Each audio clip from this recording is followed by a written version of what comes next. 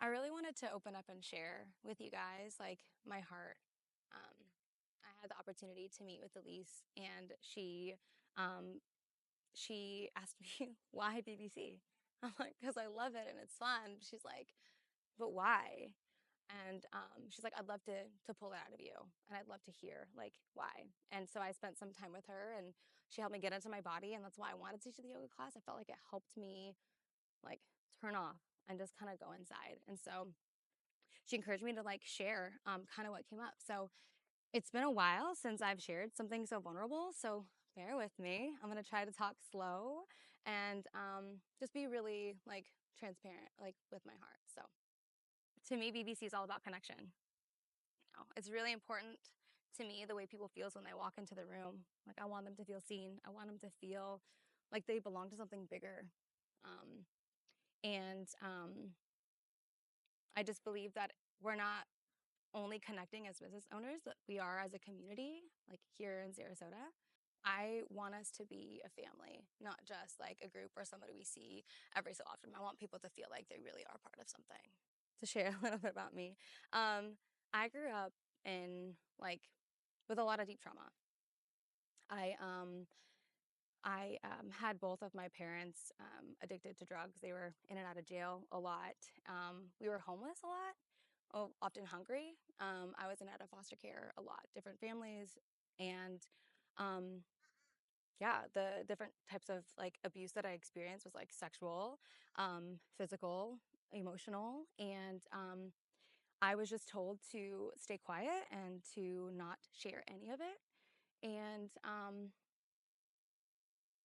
and it was just really different for me growing up. Um, I remember when I was like 9 or 11, we were evicted once again. And like part of my family went one way and my mom and I went another way. And I was in a park with my mom and went to sleep, and I woke up and she was gone. And I just remember feeling scared. Like, what is life? Why? Like, why me? Why am I alone right now? Like, where is everybody? And I just remember crying so hard, like so hard, just lost. And then I like had no more tears. And I just remember like surrendering. I was like laying up at the sky, and I like saw the stars, I saw the moon. And for the first time in my life, I experienced like God. I experienced something bigger than myself. And I just felt like I was okay, that there was more. You know what I mean? Like I felt it. It was like you can't explain it. So from that moment, like I knew I wanted more. I knew I deserved more. I knew more was out there, but I didn't know how. But I was determined. Like I felt that like affirmation in my heart. Later on in life, I was adopted by my teacher. I was in high school, and I actually got in trouble. I was like sitting outside the office, and like my teacher, who I really liked, she was so nice. She's like, "Why are you outside at the office?" And I was like, excuse my language. I'm like, "School's fucking stupid," you know? And she's like, "What's going on?" And I was like, "It's dumb. I hate it here. It's dumb." And the security guard's like, "She goes to school every day, but she's ditching all the classes." She's like, "Can I talk to her for a second?" So she sat down next to me. She's like, "What's going on?" I'm like, "Nothing. Nothing at all. There's nothing wrong." And she's like, "You can talk to me. It's okay." And I was like, "Wow, like I have court next week. I don't know if I'm going to emancipate myself. I'm going to go or move to the Philippines with my father who got deported from San Quentin. I don't know if I'm going to go into another foster family. I just don't know what I'm going to do." And she's like, "Come home with me. Just spend the weekend and like take a moment to think about it." So I did, and like, this family was so normal. Like they were so normal and so nice. I was like, this cannot be real.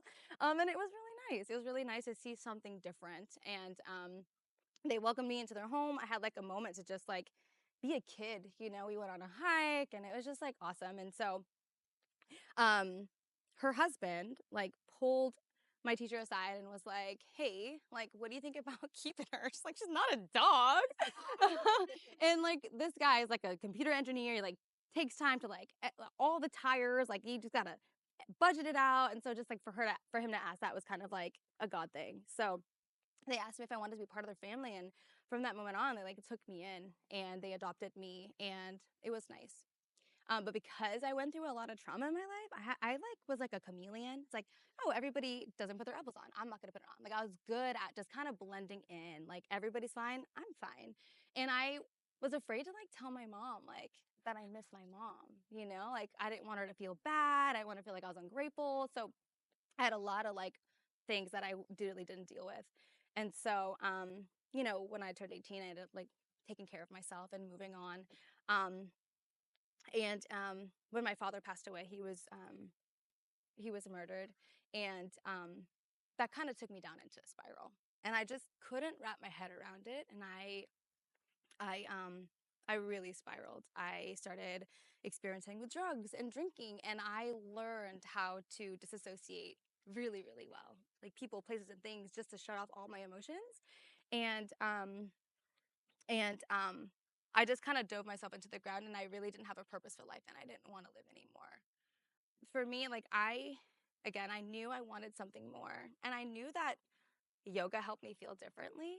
I remember taking yoga class and was like, oh, I can breathe. It felt really good. And so like I've always tried. I would do really, really well to change and grow, and then I would just kind of like fall down again for many years, honestly. And so I took a yoga class, and in like a hot yoga class, if you've taken one before, you're like right in front of the mirror. It's like hot and sweaty. And like, I just remember looking at myself. I was like, 90 pounds? I was like, oh my gosh, I'm so fat.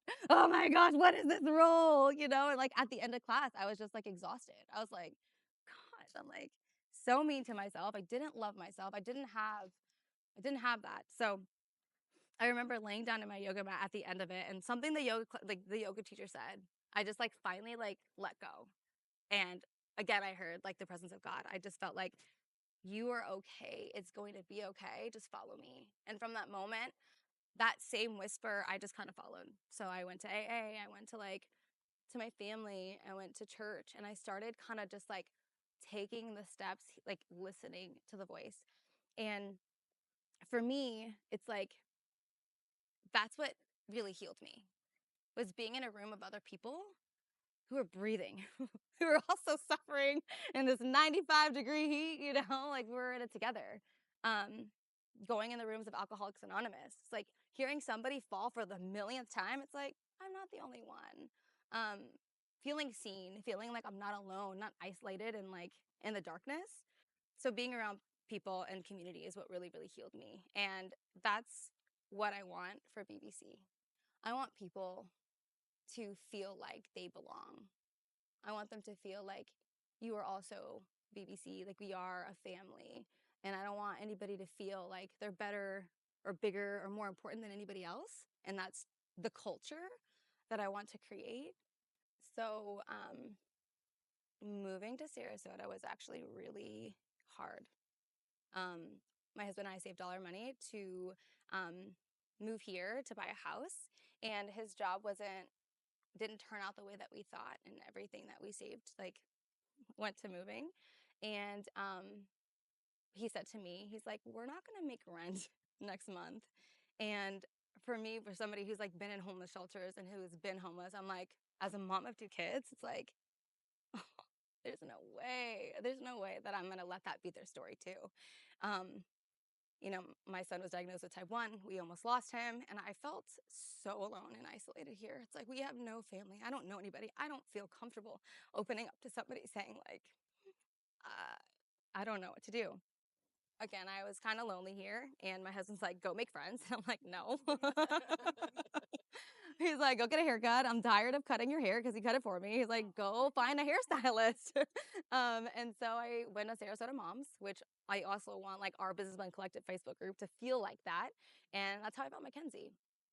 And we connected about being a mom, about being an entrepreneur, and like that healed me. Like having another person I could relate to and like have a friend here.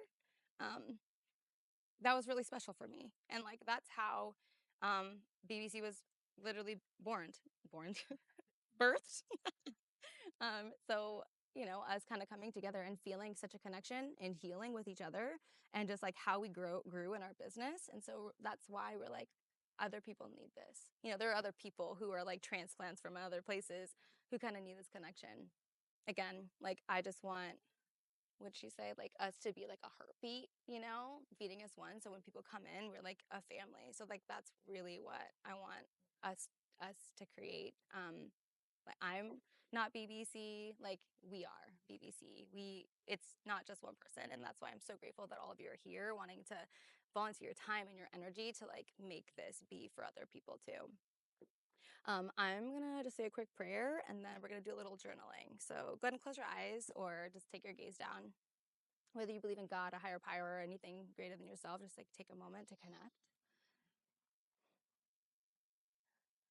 God, I just want to thank you so much for this moment right here, being around other people who live so boldly and deeply, who are willing to give their time and their energy for a bigger purpose outside themselves, for a community, for a city here.